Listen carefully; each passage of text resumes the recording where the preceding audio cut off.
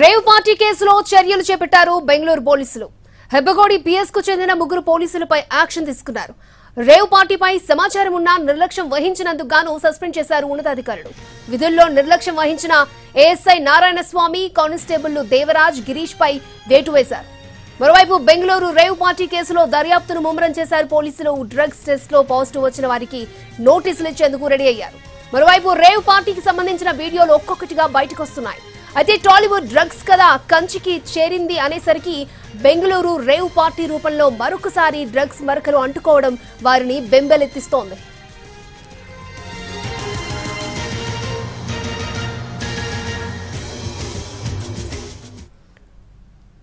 Rave party కేసులో చర్యలు చేపట్టారు బెంగళూరు పోలీసులు. హెబ్బగోడి పిఎస్ కు చెందిన ముగ్గురు పోలీసులపై యాక్షన్ తీసుకున్నట్లుగా తెలుస్తోంది. లేటెస్ట్ అప్డేట్స్ అందించడానికి మా ప్రతినిధి రవి సిద్ధంగా ఉన్నారు. రవి, అక్షయ, బెంగళూరు జిఆర్ ఫామ్ హౌస్ లోని రేవ్ పార్టీ కేసులో దర్యాప్తు ముమ్మరంగా కొనసాగుతోంది. ముగ్గురు పోలీస్ సిబ్బంది పైన కూడా వేటు వేశారు ఉన్నతాధికారులు. హెబ్బగుడి పోలీస్ స్టేషన్ కు చెందినటువంటి ASI Narayana Swamy, head constable Girish, constable Devaraj పైన సస్పెన్షన్ వేటు వేశారు. అయితే ఈ ముగ్గురికి ఆ రేవ్ పార్టీకి సంబంధించినటువంటి సమాచారం కూడా ముందుగానే ఉన్నట్లు తెలుస్తోంది. కానీ వాళ్ళు ఎలాంటి యాక్షన్ తీసుకోకపోవడం కానీ, కనీసం ఫామ్ హౌస్ పరిసరాల్లోకి కూడా వెళ్ళనట్లుగా అధికారులు అయితే గుర్తించారు. ఎందుకంటే దాదాపు 138 మంది పార్టీలో పాల్గొన్నారు. దాదాపు 100కు పైగా వెహికల్స్ అన్ని కూడా అక్కడ ఉన్నాయి. కాబట్టి అంత వెహికల్స్ అక్కడ ఒక ఫామ్ హౌస్ దగ్గర ఉన్నా కూడా అసలు లోపల ఏం జరుగుతోంది, ఎలాంటి పార్టీ జరుగుతోంది అనేది కూడా వాళ్ళు ఎంక్వైరీ చేయలేదు. దాదాపు సాయంత్రం 5 గంటల నుంచే ఆ ఫామ్ హౌస్ నుంచి పెద్ద శబ్దాలతో డీజే సౌండ్స్ వస్తున్నా కూడా అక్కడ ఎలాంటి పార్టీని నిర్వహిస్తున్నారు, లేకపోతే పార్టీకి సంబంధించి ఏమైనా పర్మిషన్స్ తీసుకున్నారా లేదా అనే విషయం పైన అటు ఏఎస్ఐ కానీ లేకపోతే కానిస్టేబుల్స్ కానీ ఎలాంటి ఎంక్వైరీ కూడా చేయలేదని ఉన్నతాధికారులు తమ దర్యాప్తులో గుర్తించారు. దీంతో ఆ ముగ్గురు పైన కూడా వేటు వేశారు. స్థానికులు అక్కడ శబ్దాలను గమనించి వెంటనే పోలీసులకు కూడా ఫిర్యాదు చేశారు. ఆ ఫిర్యాదును అందుకున్నది కూడా ఈ కానిస్టేబుల్స్ ఇద్దరుగా కూడా గుర్తించారు. ముందుగా హెడ్ కానిస్టేబుల్ గిరీష్ కు సమాచారం ఉండడంతో తను ఏఎస్ఐ నారాయణ స్వామికి చెప్పాడు. కానీ ఇద్దరు కూడా ఉన్నతాధికారులకు సమాచారం ఇవ్వడం కానీ లేకపోతే కనీసం వీళ్ళు ఫామ్ హౌస్ దాకా వెళ్లి అక్కడ ఎలాంటి పార్టీ జరుగుతోందని ఎంక్వైరీ కూడా చేయలేదు అన్నట్లుగా కూడా ఉన్నతాధికారులు గుర్తించారు. దీంతో ఈ ముగ్గురి పైన కూడా ప్రస్తుతానికి సస్పెన్షన్ వేటు వేశారు.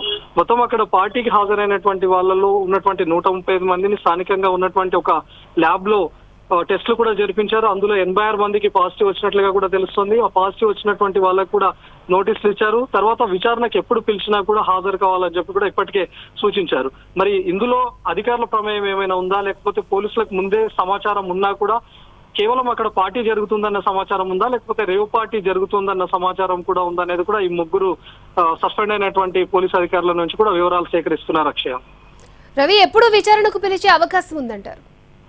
ముందుగా మొత్తం 86 మందికి అయితే పాజిటివ్ రిపోర్ట్స్ వచ్చాయి. ఆ పాజిటివ్ వచ్చినటువంటి వాళ్ళందరినీ కూడా పంపించేశారు. కానీ నోటీస్ లో ఎలాంటి డేట్ ను మెన్షన్ చేయలేదు. అయితే ప్రస్తుతానికి దర్యాప్తు మాత్రం అక్కడ డ్రగ్స్ లభించడంతో డ్రగ్స్ ఎక్కడి నుంచి వచ్చాయి, ఎవరు ఆ పార్టీకి డ్రగ్స్ తీసుకొని వచ్చారు, లేకపోతే అక్కడ కొనుగోలు చేశారా, లేకపోతే డ్రగ్స్ సరఫరా జరిగిందా అనే కోణంలో ప్రస్తుతానికి అయితే విచారణ కొనసాగుతుంది. అయితే పార్టీకి అటెండ్ అయినటువంటి వాళ్ళని మాత్రం తర్వాత విచారించే అవకాశం ఉంది. కానీ వాళ్లకు క్లియర్ గా నోటీస్ లో కూడా మెన్షన్ చేశారు, విచారణకు మేము ఎప్పుడు పిలిచినా కూడా అందుబాటులో ఉండాలి, విచారణకు సహకరించాలి అని చెప్పి. ప్రస్తుతం పోలీసుల విచారణ మాత్రం అక్కడి వరకు డ్రగ్స్ ను పెద్ద మొత్తంలో ఎవరు తీసుకొని వచ్చారు, ఎందుకంటే అక్కడ ఎండిఎంఏ పిల్స్ తో పాటు ఎండిఎంఏ క్రిస్టల్స్ లభ్యమయ్యాయి, కొకైన్ కూడా లభ్యమైంది. కొకైన్ ను కూడా 2 రకాలుగా తీసుకున్నట్లుగా గుర్తించారు. కొందరు లైవ్ గా తీసుకోవడం, మరికొందరు 500 నోట్స్ మడత పెట్టి వాటి ద్వారా కొకైన్ ను తీసుకున్నట్లుగా గుర్తించారు. కాబట్టి అక్కడ పార్టీకి డ్రగ్స్ ని ఎవరిని తీసుకొచ్చారు, ఎక్కడెక్కడి నుంచి వీళ్ళకి డ్రగ్స్ లభించాయనే కోణంలో ప్రస్తుతానికి దర్యాప్తు జరుపుతున్నారు. కానీ ఎవరైతే డ్రగ్స్ తీసుకున్నారో వాళ్ళని ఎప్పుడు విచారణకు పిలుస్తారు అనేది మాత్రం కొన్ని రోజుల సమయం పట్టే అవకాశం ఉంది. అక్షయ, ఓకే రవి.